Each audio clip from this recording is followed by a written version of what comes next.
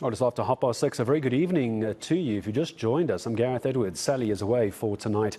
Now, the Competition Commission is set to look into how news media content is being distributed, specifically on digital platforms. Wants to look at how news publishers are using features on digital platforms like search engines, like Google, for example, social media sites, and even more recently, artificial intelligence, or AI. The inquiry going to look at the interaction and dependency of South Africa's news media businesses on these digital platforms and as distributors, and that link to online users. So why is it so very important? Let's bring into the conversation Siyabulela Makhunga, spokesperson for the Competition Commission, joining us this evening. Siyabulela, good evening to you. And why are you looking into this, especially social media and websites and online? It's been around for some time. What sparked this investigation?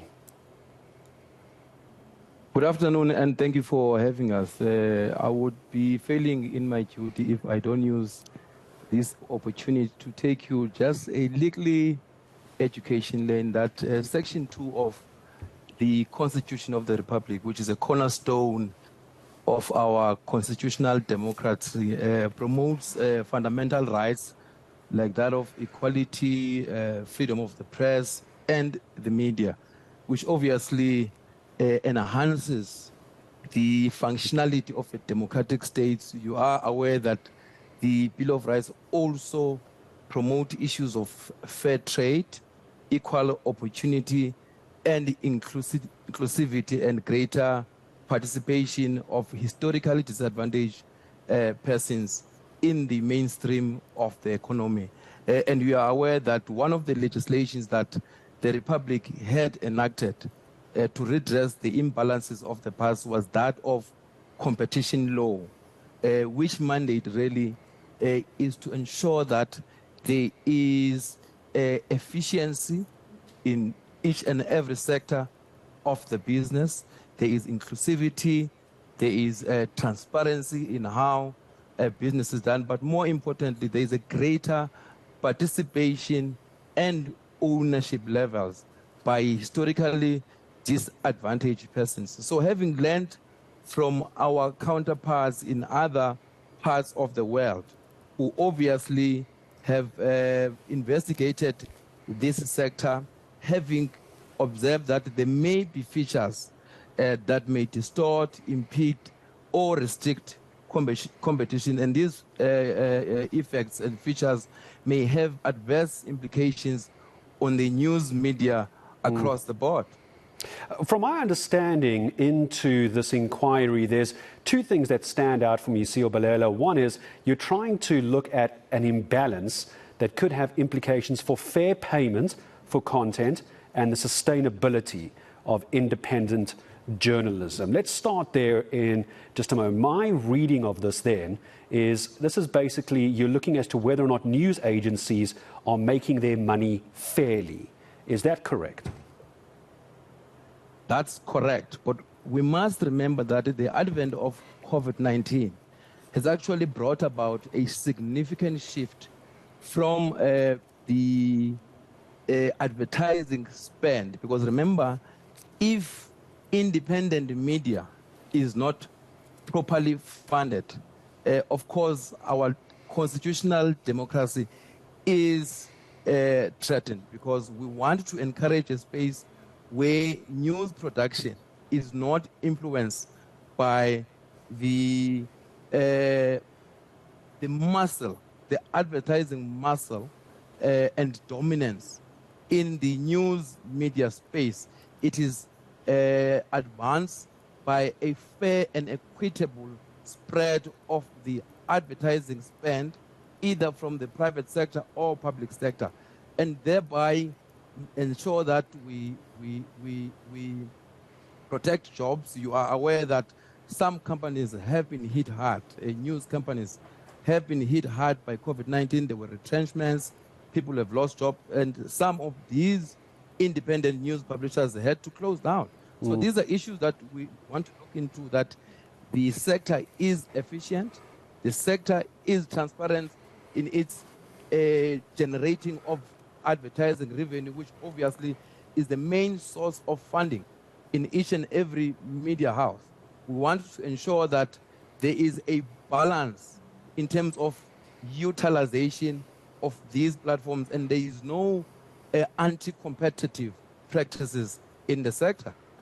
I want to ask this, Siyobolela, because I'm so glad you used anti-competitive practices. There's 4 digital platforms, which I understand the inquiry is looking into. Allow me, if you will, to name them. One is search engines, whether that's Google or anything else someone uses. Social media, Twitter, Facebook, Instagram, etc. Video sharing platforms, most commonly will be YouTube, of course. And news aggregation platforms. Of the 4, 3 of those, the Competition Commission has no real say over. Those are third-party platforms. You can't have any say over those. Do you agree with me or don't you agree with me? 2, news aggregation platforms. That's interesting to me because that's where the AI is coming in. Let's start with the first 3. You can't control search engines, social media sites, and video sharing platforms. How are you going to investigate that? You don't own it. We don't want to control how the sector functions and how the tricks of trade are being executed by business. But what we want and our preoccupation is on efficiency and appreciating that there has been innovation and evolution in the news media production space. But what we want to investigate, whether or not in how all of these platforms go about their business, whether or not there are no features that impede, distort, or restrict competition. So that is our preoccupation. So we don't want to really control how they do business. We understand that it's a free market and innovation is allowed because it creates opportunities and also it creates really a competitive space among these platforms. But what we don't want to see is a situation where there could be features that impede, distort, or restrict competition. So I will not be able to say I agree or not agree with you. That determination can only be made when the inquiry has been concluded in full. You are aware that this is an inquiry that will take us about 18 months after a number of processes that we would have to go through, including public hearings, interviews with the industry role players. I would imagine that organizations like those of news media fora like SANEF, Association of Independent Publishers, regulators like MDDA would have interest on the matter. We're actually inviting people who are in the space of media law experts to come to the fore and make written submissions on how they see the industry efficiently growing and appreciating the growth of the news media digital space. I want to talk in closing, Siyobolela, as my last question to you about the growing of that news digital space, because I think many people are now becoming more and more aware of open artificial intelligence, namely ChatGPT. And I feel this is a dangerous road to be going down when websites with artificial intelligence like ChatGPT are given the space to respond to users about news and current affairs events without a human being behind that. I see that as part of your investigation to news aggregation platforms. How, as a new technology, is the Competition Commission going to investigate ChatGPT and OpenAI when most people don't actually know how it works?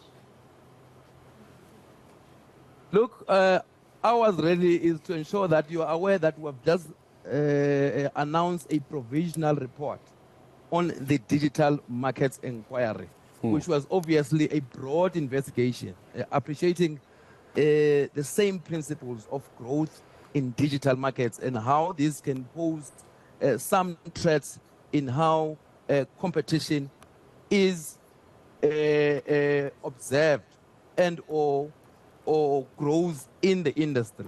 So what we want to make sure is that with the introduction of the artificial intelligence search platforms, we want to ensure that we are ready to educate our consumers on what to look out for in a form of anti-competitive behavior in these platforms.